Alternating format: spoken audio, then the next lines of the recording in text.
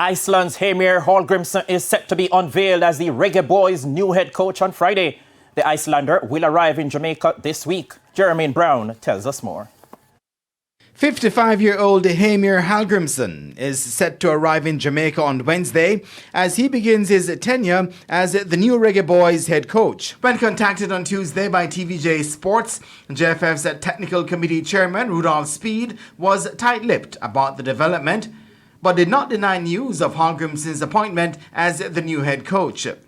It's understood the new head coach and the rest of his technical staff will be unveiled at a press conference on Friday to be hosted by the JFF. It's further understood that Hallgrimsson, who guided Iceland to the FIFA Men's World Cup in 2018, has already started his work as head coach in assessing players for the national program. He was last employed by Qatari club Al Arabi, which he left in the summer of 2021 after joining them in December 2018. Hallgrimsson will succeed Paul Hall, who was named the interim coach for the last 6 matches of the country's failed 2022 Qatar World Cup qualifying campaign. Hall also guided the Reggae Boyz to Gold Cup qualification in June during the CONCACAF Nations League. It's believed that current assistant coach Merrin Gordon will remain in that post.